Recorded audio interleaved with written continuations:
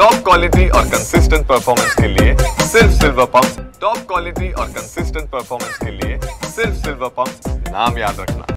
काल दिनांक 7/3/2025 रोजी 4:30च्या दरम्यान बार्शी तालुका पोलीस स्टेशन अंतर्गत सुरोडी गावामधील जिल्हा मध्यवर्ती बँकेत 3 अनोळखी इसम तोंडाला बांधून पिस्टल व कोयता घेऊन बँकेमध्ये बळजबरी चोरी करण्याच्या हेतूने गेले असता मॅनेजरला व कोयत्याचा धाक दाखवून त्यांच्याकडून 1,54,300 रुपये बळजबरीने चोरून नेल्याची बातमी आम्हाला अभय उंदरे यांनी दिल्यानंतर आम्ही माननीय पोलीस अधीक्षक अतुल कुलकर्णी तसेच अपर पोलीस अधीक्षक यावलकर सर यांना तत्काळ गुन्ह्याची माहिती दिली व सरांच्या मार्गदर्शनाखाली तपासाचे सूत्र चालू झाले।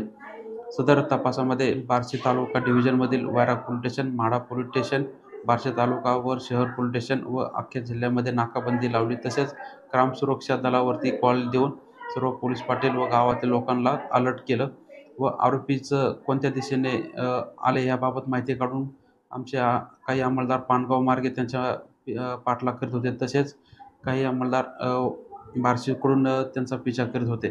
तर आरोपी कासरवाडी व रेल्वे लाईन याच्यामध्ये आल्याची माहिती भेटल्यानंतर आम्ही सर्वजण त्या ठिकाणी पोहोचून आरोपीला झडप घालून आरोपीला पकडण्यात आले।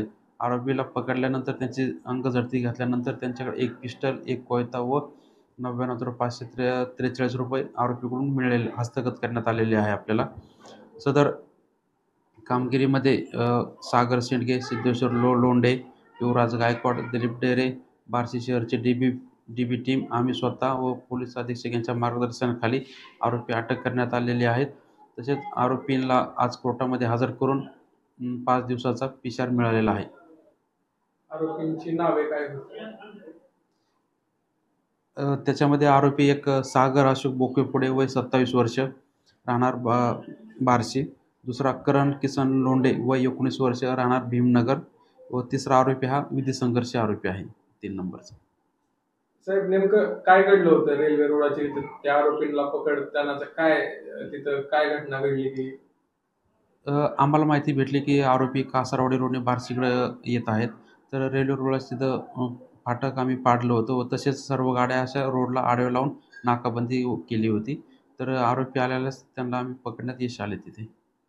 साहेब त्यांनी 1,54,000 रुपये पळवले बँकेतनं, पण परंतु त्यातले 99,000 रुपये काहीतरी अमाऊंट जप्त झालेली आहे। तर बाकीच्या पैशांचं काय झालं, काय घडलंय?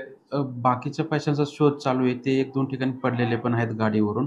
तर या ठिकाणी त्यावेळेस पडले असावे किंवा आरोपी कुठेतरी लपून ठेवले असावे, त्याबाबत तपास चालू आहे।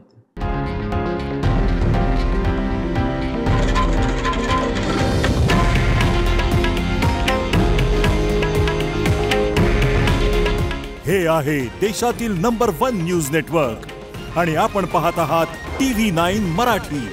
काळजी तुमची, हित महाराष्ट्राचं।